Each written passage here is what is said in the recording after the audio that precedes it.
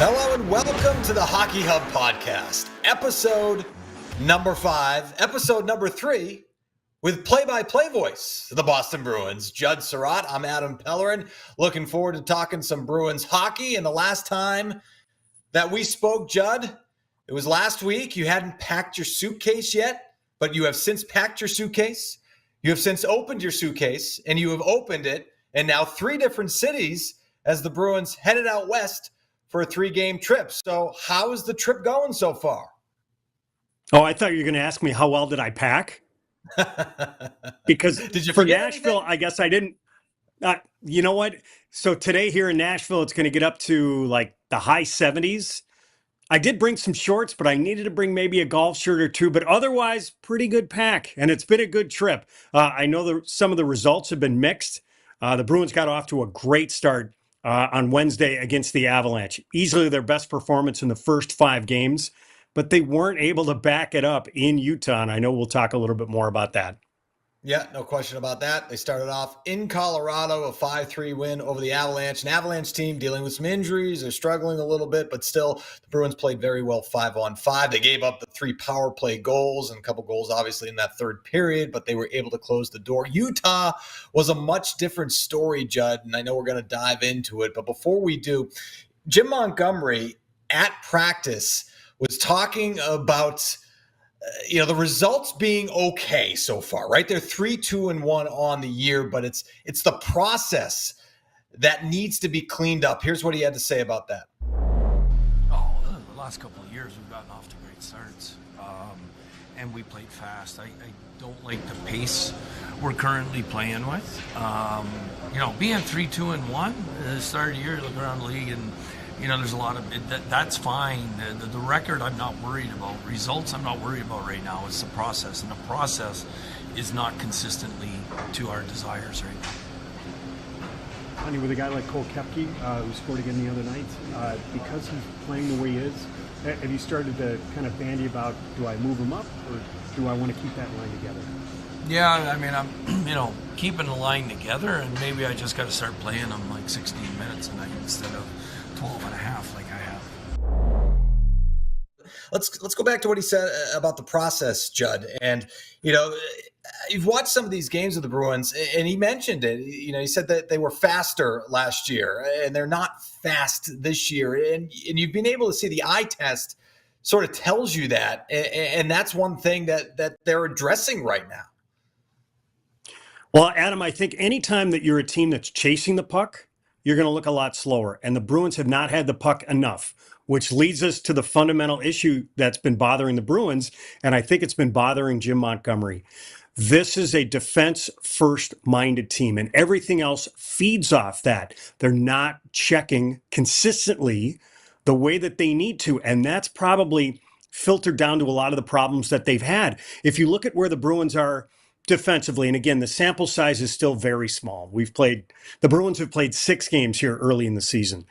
They're right in the middle of the pack, maybe, I think, 18th.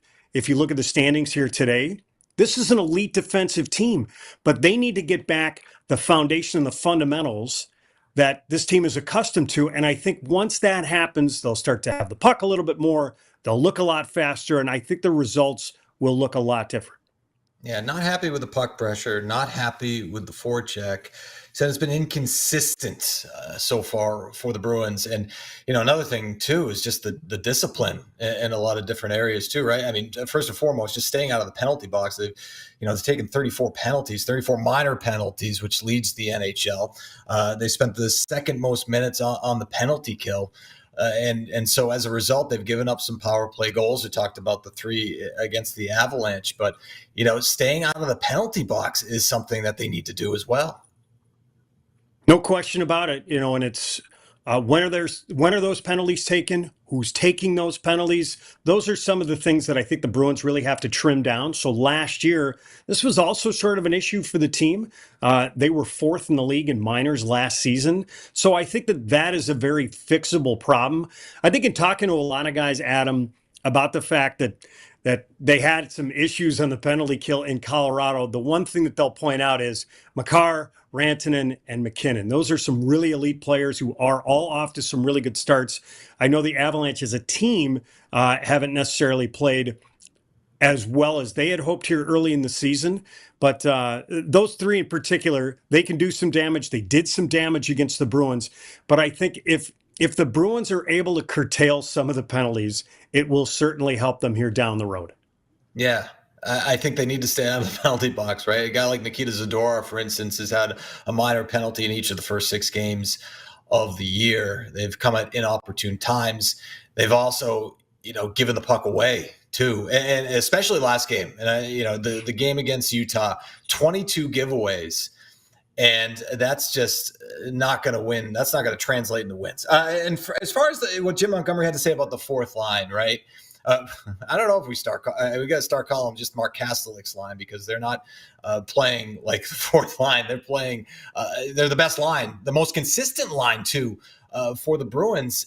And then it becomes the question: do you break the line up? Do you keep them together because they are playing so well? And that's something that Jim Montgomery and his staff are going to have to look at. I think it's something he probably contemplated, but if you have one combination that works, why rob from that? That's one of the things that a lot of coaches will certainly talk about. Cole Koepke, what a story here early in the season. If you look today, he is leading the National Hockey League with a +10 rating. Whatever you may think of that stat, Cole Koepke leads the team with 6 points. He's got 3 goals, only one back of David Pastrnak, who leads the team with 4. And sort of diving back into the conversation when we were talking about Jim Montgomery and what sort of bothered him early in the season, why has the fourth line had success? And Montgomery has talked about it. They're playing to the team's identity. They're playing fast. They're finishing checks. They're going tape to tape. They're winning the battles. They're going to the hard areas. And I think what he's trying to do, and this was one of the questions that Brick asked of Jim Montgomery at the end of the Utah game, when you have a line like that, are you hoping that your other 3 lines, however they're put together, and that's one of the things that I know we're going to talk about, do you want them to try and feed off of that? And that's what I think the Bruins are having a hard time doing. That line is playing to the identity that Jim Montgomery wants to play with. It's the other 3 lines that he's trying to get to work that way. And one other point, just thinking about the game in Utah, because I took a note on my notepad, and if you want to take a look at these crazy notes that I scribbled down during the course of the game, there's no way that you're going to be able to read those. But the Bruins did not have a shot on goal in the first 6.5 minutes of that game. They had a devil of a time trying to get up the ice. They couldn't make any passes. They couldn't get through the neutral zone. And because of that, they were on their heels. And Charlie McAvoy had mentioned, Adam, I had a conversation with him before the game in Utah, and we talked about a number of different things in the start for the Bruins. But one of the things that he talked about with the team in particular, he said, for us, especially in the back end, it's all about how we break pucks out.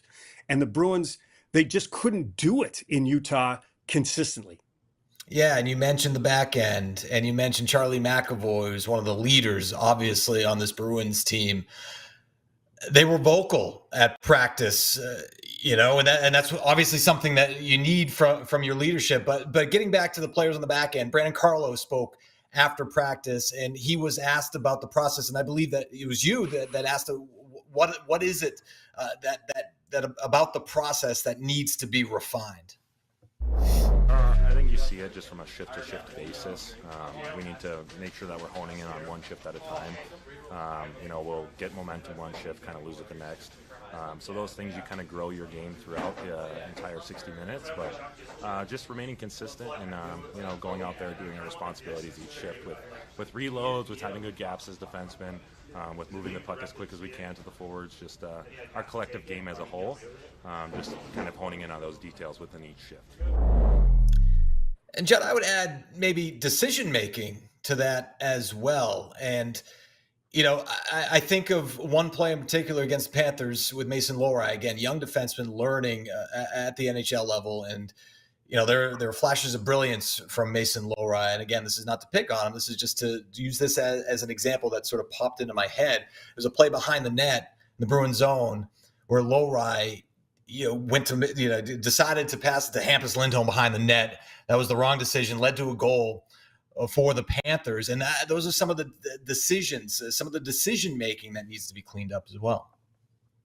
I think that all of those are certainly the case. And, sometimes we hear players around the National Hockey League. It's not just the Bruins, it's all these players. And one of the things they talk about are details. And I thought Brandon Carlo really broke it down well. All those little things that have to go right and that you need to execute on a shift to shift basis. And the other thing that I thought was interesting, when Brick had a chance to talk with Jim Montgomery after the game, and I think, I'm trying to remember how Brick phrased the question.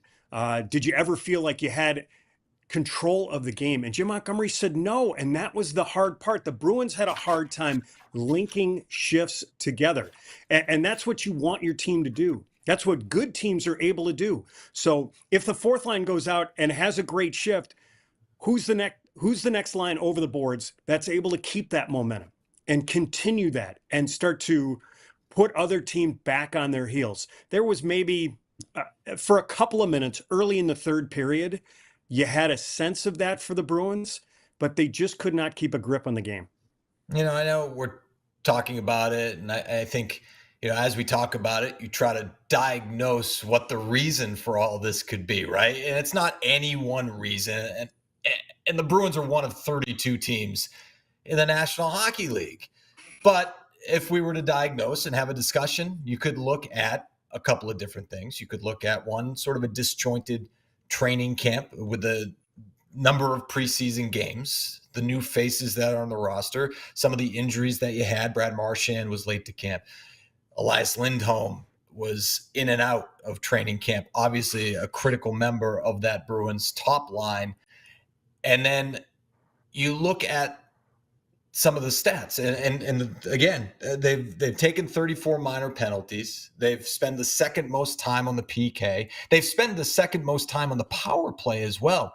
So they haven't had a ton of 5-on-5 minutes, and you wonder if that's sort of contributing to some of the inconsistencies that we've seen on the ice from the Bruins to start the season. And then add in the fact that you've got some new bodies, and I think all those points are really germane to what's going on with the Bruins at this point.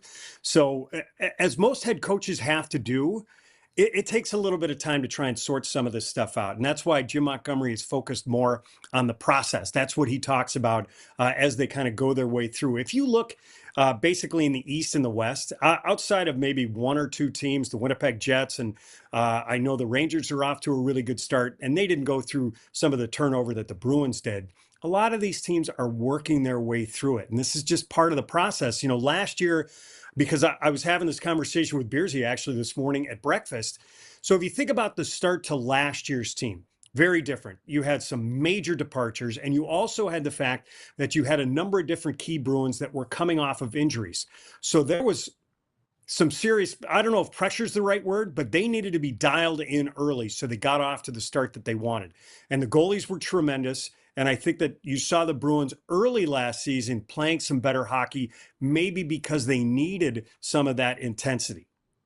Yeah. And again, a different season, different roster, different goaltending tandem, all of those things being worked out early on in the year. You are listening to, or maybe watching, the Hockey Hub podcast. You can watch us on YouTube, Facebook, or Twitch. Listen to us wherever you listen to your podcasts as we come to you twice a week. The episodes drop on Tuesday and Thursday, talking about the Bruins and their start to the season, talking about some of the things that have gone wrong early on for the Bruins and the adjustments that might be made moving forward. And I guess this is a good time, Judd, to move on to the forward lines. We touched on it a little bit. The fourth line has been outstanding. You have three guys who are top four in plus minus rating, and Cole Koepke and Mark Kastelik and Johnny Beecher, with Kastelik centering that line.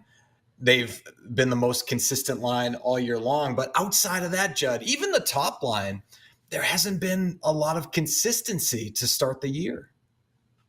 No, not at all. And it wouldn't surprise me looking ahead to the game in Nashville if Jim Montgomery makes changes on all three lines. I think one of the guys that the Bruins would like to see get going is Brad Marchand. He does have 4 assists here early in the season, but it would not surprise me if they flip he and Pavel Zacha, and they make a line of Marchand, Lindholm, and Pastrnak.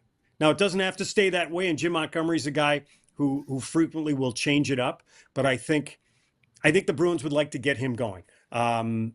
Charlie Coyle scored his first goal of the season. It was a nice goal in Colorado. That was good to see.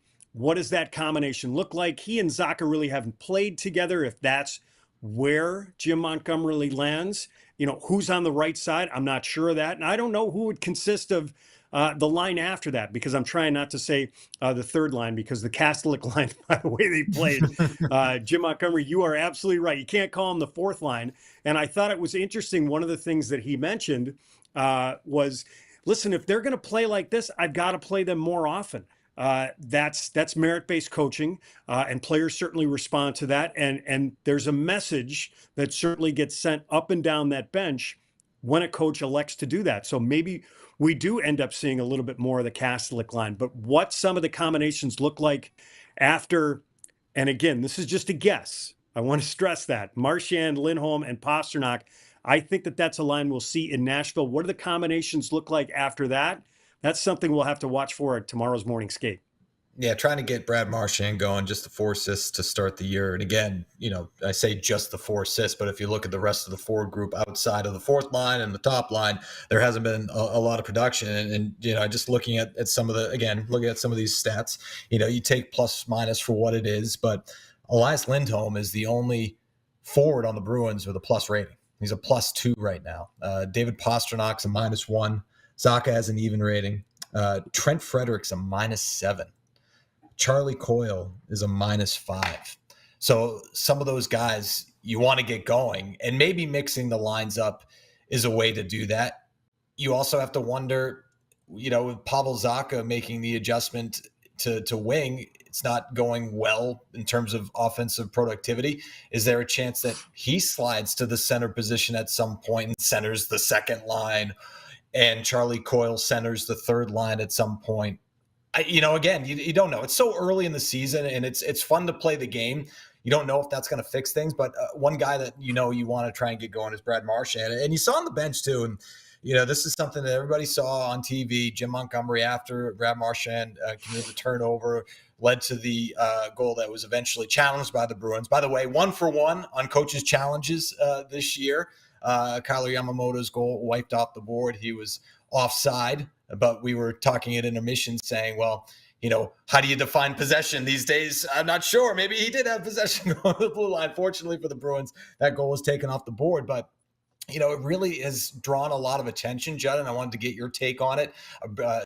Jim Montgomery, give it to Marchand on the bench. How can that impact the rest of the group when you see the head coach go after the captain like that? Well, I think when I saw it, one of the things I thought about, and I thought about the Bruins culture, and it gets talked about all the time. And one of the parts of Bruins culture that makes it special is accountability. And that means that everybody has to be accountable. And that includes the captain for decisions that are made.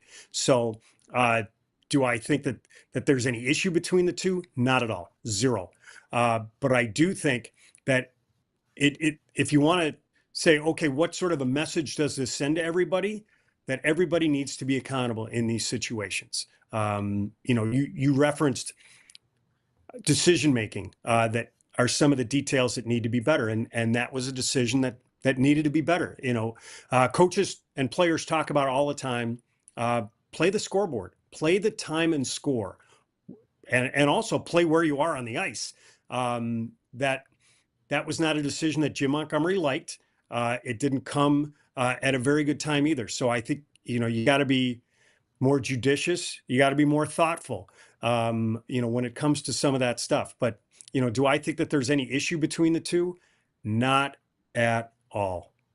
No, I would agree. I think it's just, it was a stinker for the Bruins in Utah. There wasn't any one player that stood out where you said, oh, that was really the problem. No, it was a collective. But Adam, effort. Yeah. I almost want to follow that up. I think what was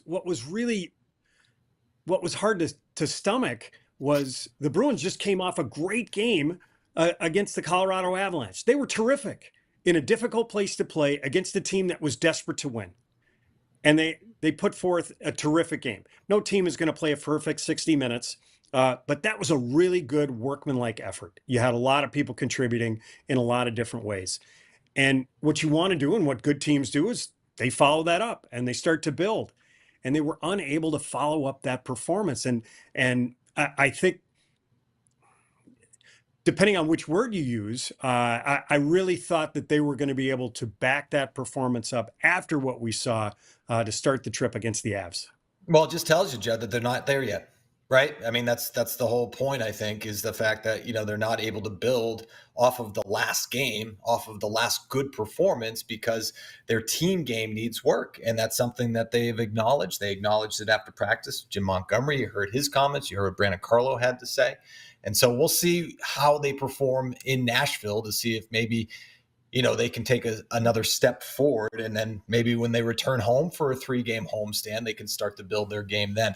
In terms of, getting back to the forward group and the lines, and one player that got a lot of attention when he made his debut against the Kings was Matthew Poitras. And obviously a young player who had his season cut short last year. First of all, again, surprised that he was even on the NHL roster. Didn't really have him on your bingo card at the start of training camp last year to be a part of the group for a couple of different reasons. One was because he's 19 years old and at the time, and the Bruins did not have the option to send him to Providence.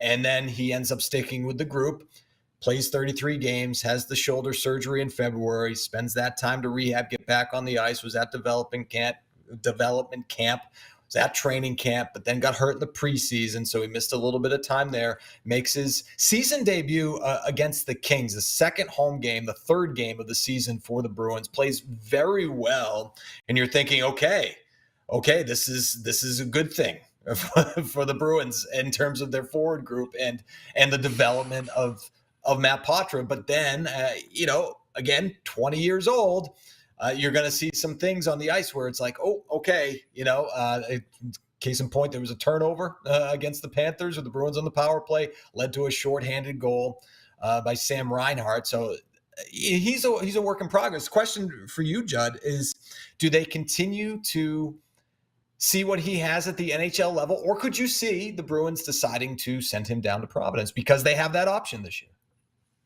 I think it's a fascinating question, and I'm sure it's one that the hockey operations department, along with the coaching staff, is trying to sort out. Oh, okay, what's best for the team, and what's best for Matt Poitras's development? Because at 20 years old, he is certainly a long way from a finished product, and there are a lot of really promising things when it comes to his game. But how do you do it? I think so. Let's say that Jim Montgomery did not change lines. Okay, let's just for the sake of the argument.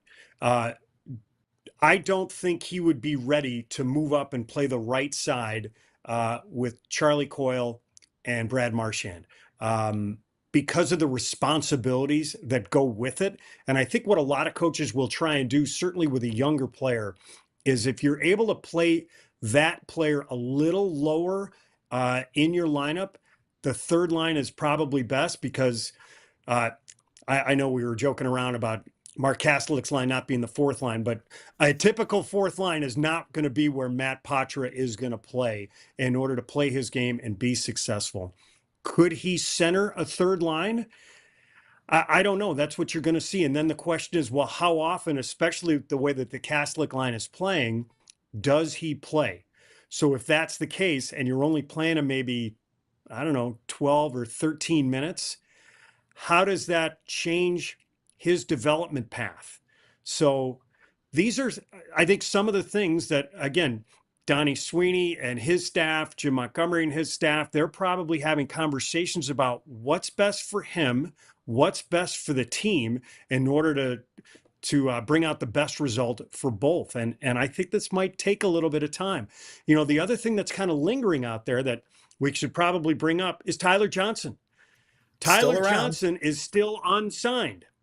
It's I still, it is my belief that I think the Bruins are going to try and get him on the roster at the right time, when there is space available, when the opportunity is right. And I think a guy like Johnson, because of his experience and his versatility, we had talked about it, would be a good fit for this team because he could play alongside, assuming the lines didn't change, Charlie Coyle and Brad Marchand. He could go down and center a third line, and he could play all three forward positions. And you could then, at that point, if you want, send Matt Poitras to the American Hockey League, have him play 18 to 20 minutes a night in all sorts of situations. And when he's ready and when the opportunity's right, come on back up. Could see that scenario playing out. Tyler Johnson is still with the team. We look back at last year, and we've said it time and time again. Danton Heinen is the most recent example where he signed the PTO, a veteran, stayed with the team. On October 30th, the Bruins signed him, and he became an integral part of the forward group for that season. And with a guy like Tyler Johnson, who has all that NHL experience coming in from Chicago over the last 3 years, but the first 9 in Tampa, won a couple cups, you'll love to have that in the room. He's 34 years old. He would be the second oldest player on the Bruins roster behind the captain. And the versatility that he has, to your point, can center, can play wing, can jump in on the power play, scored the power play goal in the preseason. But with Matt Poitras, if he gets sent down to Providence, it's not the end of the world. It's not like it's a failure. And I hope that people don't think that because he was with the Bruins last year and he got hurt and then he comes back and he starts the year with the Bruins, he goes down. No, I mean, now they have the flexibility. Now they have the option to send him to Providence. And you might have seen that last year if that were the case. If they had the ability to send him to Providence last year, Judd, and he didn't get hurt, you might have seen that happen. And now that it can happen, I mean, I wouldn't be surprised. But then you also have, again, we talked about it, the forward group, hasn't been great to start the year, with the exception of the fourth line and some moments from the top line. So is Matt Poitras their best option right now while they figure out the whole salary cap situation with Tyler Johnson? Maybe if there's no room for him right now, maybe Matt Poitras is the best option for them, or maybe they figure something else out if all of a sudden Matt Poitras goes on a heater. So there was an old NHL coach, Adam, who used to say there are hockey decisions and there are business decisions. Yeah. So if the Bruins do elect at some point to send him down to the American Hockey League, it might be a little bit of both, because they wanted to create space to try and give themselves some flexibility to get Tyler Johnson on the roster, or maybe there's another salary cap issue. And at the same time, try and further the development of a guy like Matt Poitras. It's funny. I had a conversation with Johnny Beecher when the Bruins were in Denver, and he talked about how helpful last year was. And he did spend a good chunk of time, like anywhere from 15 to 20 games in the American Hockey League. And I think there was a good learning process for him. What he talked about as a rookie, and this is something, and Poitras only played 33 games. Beecher played over 50 last year and also appeared in the playoffs, that he learned what it was like to be a pro, to go through a National Hockey League season. And that's stuff that Matt Poitras only got a little bit of a taste of because he didn't play a full season.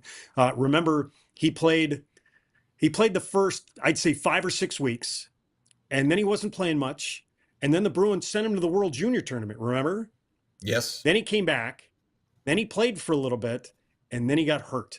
So I think because Beecher went through it last year, it's gotten him off to a better start this season. Matt Poitras is still learning that stuff, and it's just going to improve his game. All that stuff, in addition to the fact where, Jim Montgomery has talked about you can't put yourself in positions to get hit the way he has, the way he did by Rasmus Ristolainen in the preseason game in Philadelphia. How you hold on to pucks, how you distribute things, how you need to be responsible, and how the decision making has to take place at certain junctures of the game. These are all things that I think he will learn. Whether or not he learns them at the NHL level or the American Hockey League level, that's a good conversation. Well, Matt Poitras, 33 games of NHL experience going into this year. Cole Koepke only had 26 games of NHL experience going into this year. Obviously older. He's 26, but not playing like a guy who's only had 26 games of NHL experience going into this season. He's been outstanding. 3 goals, 3 assists through the first 6 games, a +10 for the Bruins. And you had the opportunity to talk with him. Well, Cole, explain this start for your line. It's been great. I think we've been having a ton of success playing the right way and playing together as a group of 3, just trying to wear teams down and work hard. And I think the biggest part is we're having a lot of fun doing it, and success has been coming, so we're just going to try and keep it going. At the same time, can you explain the success that you've had at both ends of the ice here early in the season? Yeah, I think it's just kind of been clicking since I got here. I think the systems and then just like the staff and the players have done a good job of kind of like keeping me into the system, and then like I don't know, I've just like felt good in the defensive zone. It's not, I've just been able to play and not having to think. I feel like I know what I'm doing, and then offensive zone, just been trying to work hard, and I've been fortunate enough to get a couple goals to go in and a few assists to go with it. How important was it to see those first couple of goals go in here early in the season? Yeah, that's huge. I think whenever you can gain any type of confidence as a hockey player, because it definitely comes and goes throughout the season, it just amplifies your game so much. So I think to get them early, it's helped me feel more and more comfortable and just hoping to keep it up. When it comes to your line, what's allowed that trio to earn the head coach's trust here early in the season? I think it's been our work ethic. I think that whether the puck's on your side or the other team's having a good shift or you're having a good shift, we're always just working hard. If we're not having the puck, we're going to do everything we can to get it back. And I just think we're just continuously trying to build trust and just be responsible players out there and be consistent so that they know what they're going to get when us three are on the ice. How important was it to get the trip started in the right way in Colorado? That was huge for us, especially going into Colorado. We wanted to make sure that we started the road trip off well, but then started that game off well. They got some high firepower offensive players on their team, and they're a fast team. They can come at you, so to go out and get that win and start the trip off on a good note, it's always huge for us. The games are kind of spaced out here on this trip, so with that in mind, how nice is it to have a little bit of downtime with the teammates? It's good, especially like this early in the season. We're all together throughout camp and we've been together, but just like we're here for a few days, and like you said, the games are spread out, so be able to go to dinner with a handful of guys and just days off to hang out together and just kind of create that bond more. And it's a really tight-knit locker room so far, and just that more time we get together, I think, is huge for us.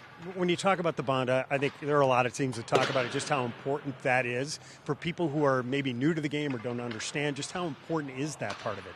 That's huge. I think it's especially in hockey when the team game is so important over the individual aspect of it. So just knowing what your teammate's going to bring to the table and just who they are as a person, and just knowing that they have your back, and just it's like a family in there. It's like, you know, that when you're so close to one another that they have your back, and if anything happens on the ice, they're there, or if maybe you don't have a great shift or something, they're always there to pick you up. And it's just creating that bond. It's just more and more comfortable and makes it a lot of fun to come to the rink. How was golf in Utah? It was a lot of fun. I hadn't played in a while, so it was fun to play. And first time playing in altitude and the mountains in the background, it's like cool. You see the ball kind of just soaring, and then just more time with the guys. It was a blast. Get a little extra distance on the drive? Yeah, it makes you feel good about yourself real quick. How was it? It looked like British Open conditions out there. Yeah, it was cool. I mean, it just like it was nice after a bit, but it started with the rain, and then when the sun came out, it was like a sun shower with it. We got poured on for like a hole or two, and then it was just come and go, like you said, British Open conditions, but it was so much fun either way. Who took home the green jacket? Who won? Lindy, or Hampus Lindy, Zaka, and Peeker won, but they were a team of 3, so. Who struggled? C-Mac and Pasta got last, so give it to them. How bad was it? How far down the leaderboard were they? all the way down. Go back to you in particular. During the summer, my understanding is you had some choices. Why the Bruins? I think just from like a strict hockey standpoint, I think the history of this team being the original six and some of those historical players that have played here, and then just the city as well, like not even just like how much sports matter in the city is pretty cool. The following is awesome. It's just the Bruins, Celtics, Red Sox, like Patriots. It's like the history of that is just awesome, and I'm a huge sports fan, so that was appealing. And then just further into the hockey stuff, I just kind of going through the process and hearing how they kind of explained how they operated, and just were like, it doesn't matter what you've done in your past, it's about what you're going to bring to the table today and how you get to earn your spot, and they're going to give you a fair chance, and that's kind of all I wanted. And I just felt that this was the best fit, and I couldn't be happier with the decision I made. What role did the assistant general manager, Jamie Langenbrunner, have in your decision? That was huge. I think be it once free agency started and kind of being able to talk to him and just kind of, maybe not have known him super personally, but I talked to him just in the past, just being from the same area in Minnesota. And I just think we have so many like common people that we know that I really felt that I could trust him. And I didn't think that what they were telling me was going to be anything but the truth. So I think that kind of having a familiar face and being able to turn to other people and being like, just kind of hearing how it was a big addition. Monty's talked about this. It's a different transition for you. You're at Minnesota Duluth. You're a top six guy. You're coming to the National Hockey League. You're trying to find your role, and you find yourself in the bottom six. So how have you tried to tailor your game, playing with different players in different situations and probably with less minutes? Yeah, I think you just kind of have to adjust a little bit. I'm always going to try and go on the ice and work my hardest, whether I'm playing a ton of minutes like kind of had been in college, or kind of those more minutes I got in Syracuse in the American League the past couple of years, and then kind of adjusting to that bottom six where maybe you're trying to create more energy, momentum for the team, and you're not always getting that consistent shift coming with special teams and whatnot. So I think that can kind of be an adjustment, but I think you just have to do what you can to try and stay in the game, and in a way I think it can kind of help. I mean speed's a big part of my game, so I mean if I'm not playing as many minutes, I'll keep a little more fresh once in a while, but it definitely could be a little bit of adjusting and a learning process, but I think it'll be the hang of it, and it's a role that I expected to try and get into coming into the season, so I'm happy with how it's been. Is it almost like you have to get hardened to the lifestyle and the role? I think a little bit of it can be. I think when you're like playing in kind of I think sometimes if maybe when I was in the American League and you're kind of playing more minutes, maybe you're playing on the power play and stuff, you're maybe preserving yourself a little bit. You're not going to finish every single check, where now like that's a main focus. It's like I'm going to go out there and I'm going to play hard first, and I'm going to make the play that's presented to me. And just I think that I think it's just an adjustment and something that I'm comfortable with, though. Last thing, here we are at the U.S. Olympic Speed Skating Oval. Did anybody want to take a few laps around? It's been talked about a lot. We were trying to figure out how fast we think we could get around, because I mean it's huge. I haven't been here. A lot of the guys have been here. They said they did their regional stuff here for like high performance when we were younger. And I kind of knew we were just going to the oval for practice, but like this place is huge, so it's a cool building. And yeah, we've talked about it a lot. I don't think anyone went for it, but I don't know. I'd like to. Nobody put any money on the board? There wasn't a pool? No, there wasn't a pool. I think we agreed, though, like 45 seconds. I think we could get around, but I don't know. Thanks, Cole. So that was your conversation with Cole Koepke. I think Apollo Ono actually commented on something that the Bruins posted with Trent Frederick on the ice there. So that's pretty cool, right? No, that's awesome. That was a great facility. Beautiful. So from downtown Salt Lake City, where the Bruins played, that was maybe about a half hour outside of town. And the facility, actually the rink that the Bruins practiced on, only went up here in the last couple of months. Andre Tourigny said when he first came to Utah, and I think they came in April, and he started touring, okay, where temporarily are we going to practice? Because I think they bought some land in another town called Sandy, and they're going to build a facility. So he walked into this place and he said, we've got a lot of work to do. And he came back a couple of months later and they did all the work. They actually had to put in locker rooms, offices, facilities for the team. And then they put that ice rink in there. So it's in the middle of the oval. There's 2 rinks in the oval. One rink. So from where Koepke was, it would have been to my right, was for figure skating. And then they put that rink up for the team. But it was an awesome facility. It was really neat being in there and to see some of the Olympic stuff and the facility that they have. That, by the way, Adam, the National Hockey League moving to Utah will be a home run, from the ownership to the building to the city to the fans. It's going to be a terrific stop on the tour for years to come.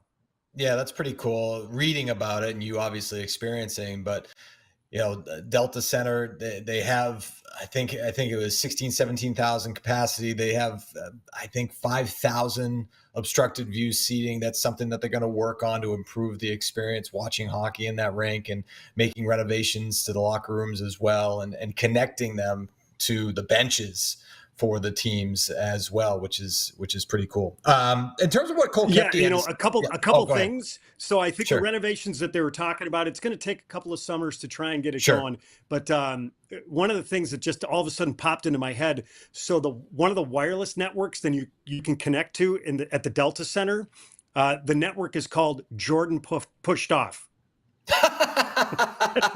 That's awesome. That's awesome. Oh man. Oh, I laughed. And one other story, since Cole Koepke was talking about golf, and I had mentioned that I talked with Charlie McAvoy before the game in Utah, and I played dumb and asked him, who won, who finished last, and Charlie's like, I finished last with Pasta. Who made these teams? How can you put 2 guys with 13 handicaps on the same teams? We needed a ringer. That's so funny. In Matt Poitras, by the way, since we're talking about golf, oh my goodness. We put it on the pregame show. We were laughing. It was the first time that Barry Peterson had seen it, and he saw that. He just started chuckling. It was so funny. And it just looked like, we got the video right here, actually. Mason Lowry having the phone ready to shoot this whole thing was great. And so he's like getting his last minute instruction. And then watching him swing this Judd was just the funniest thing ever. Like, it's just, the divot went farther than the ball. I mean, it wasn't even close. Now, listen, I can't execute a flop shot. I really can't execute any shots. But that reaction was spectacular. And I talked to Poitras at the morning skate, and the first thing he said when I brought up the shot, I'm not that bad. I'm not that bad. I don't know what happened. And we talked about the divot, and he called it a beaver tail because that wasn't a divot. He said I did replace it. But watching that was terrific. That was a great little moment on the trip. The other thing that I was really hoping we were going to get a chance to talk about had the Bruins won is that there were a slew of guys that went to a haunted house. I don't know if you saw any of this. Oh, yeah. I talked to Nikita Zadorov about it. And I said, did they get you? This is a 6'6", 255-pound guy. He's like, they got me a couple of times. But I think he went, there were maybe I want to say 10 guys that went, but I was really hoping that the Bruins would win. We could grab one of those guys post-game, talk a little bit about the game, and then the haunted house, but it didn't materialize. Yeah, now that you mention it, Lynn Cavalieri, who does social for the Bruins, had posted on her stories this Beetlejuice type character who had said, "Let's go Bruins," and it was completely terrifying, and it was without context. I didn't know that they had gone to this haunted house, so I actually sent her a message. I said, "What was that?" And she explained it, so it made a little bit more sense. But it sounded like just a great experience being in Utah, and to have the NHL in Utah is just, like you said, it is a win for the league, especially coming off of playing in Mullet Arena. I mean, great for college, great college rink, but not an NHL rink in Arizona. No, and when I was thinking about that franchise, and Brick and I touched on it a little bit during the course of the game, and he had mentioned it, really for almost 30 years, when that franchise was in Arizona, there was this specter of ownership hanging over them that really hampered the franchise. what was going to happen. Where are they going to play? Are they going bankrupt? Are they going to move? What's going to happen? And I talked with Michael Kesselring, who scored the overtime winner for Utah in that game against the Bruins, because he's a New Hampshire kid. And we talked about, that topic, the specter of ownership. And he said, you know what, I'm a young kid. I don't have a family. I'm just there to try and establish myself in the National Hockey League. But for a lot of other guys who did, they had homes, they had families. It really was something that was on their mind. And now that whole thing is settled and you have terrific ownership and some really good management, that's going to be a team to watch here down the stretch, because they've drafted well. They've acquired a lot of good talent. They have a lot of assets that they can move. That was part of the reason that they made the trade for Mikhail Sergachev, that this is a team that here in the next couple of years is going to be on the rise in the Western Conference. Yeah, a lot of young talent on that roster, and bringing in some veterans, as you mentioned, Bill Armstrong doing that in the offseason. Sergachev certainly leads that list, but also having some veterans on the back end. Unfortunately, they have some injuries that they're going to have to contest with Dursey and Marino out for months. But off to a good start, and Utah and hockey.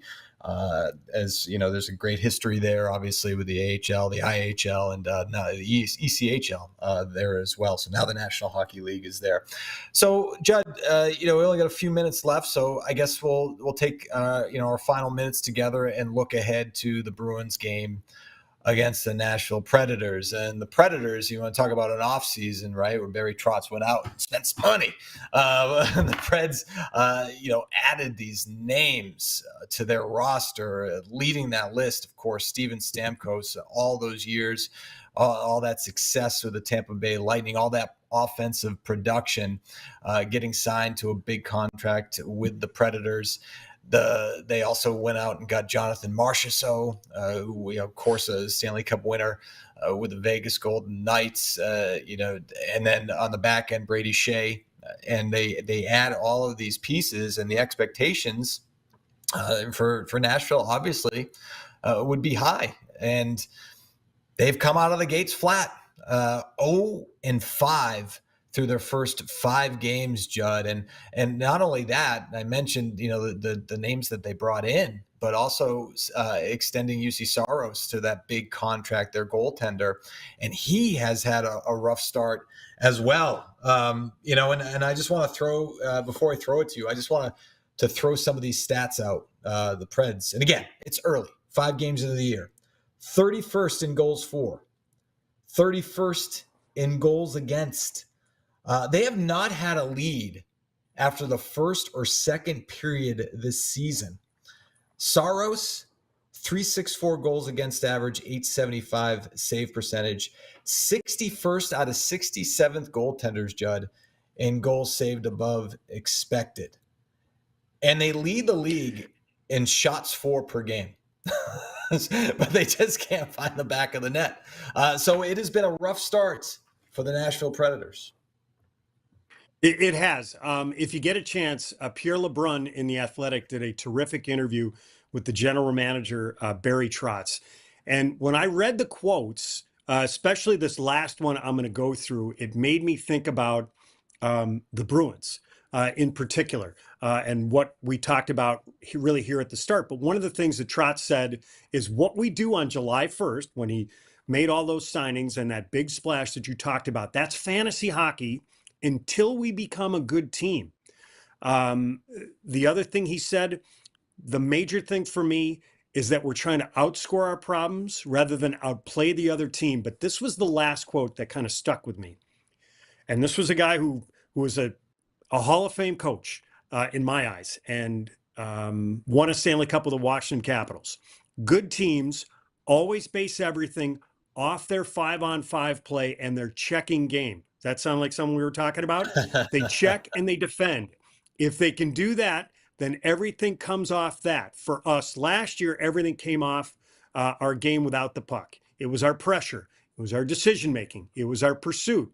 And those details. If you get it in reverse, where you want everything to come off the offense, and this is where I don't necessarily think it applies to the Bruins, it doesn't work because you end up on the wrong side of the puck.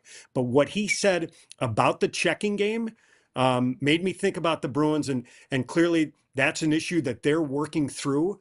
I think the other thing that struck me is when he talked about fantasy hockey, and you know, when you get around the trade deadline and everybody starts talking about, oh, maybe you should bring in this big name, you should bring in that big name. I think when you do that, certainly at the trade deadline, it's certainly different when you do it during the summer because you have a longer runway to work these people into your room and into your system and into your team. That the idea of bringing a big name in all the time, it doesn't automatically net you results because it takes time, because everybody's role changes both in the room and on the ice. I think that's probably some of the stuff that they're working through. And that's always why GMs are a little hesitant. And I've talked with a number of GMs over the past why they didn't make a bigger splash or get this bigger player. It's because the ripple effect that it has on their team. Guys, ice time changes, situational ice time changes, personalities change within the room. I have no doubt that, listen, the people that they brought in are high quality people. Steven Stamkos, Jonathan Marchessault, and Brady Shea. And they've already got a really good group in there. But it may take a little bit of time to sort out. The other thing, somebody mentioned to me, and this was before the Utah game when we were talking about the trip, this person said, you know what, I'm really hoping that the Nashville Predators win before we get there.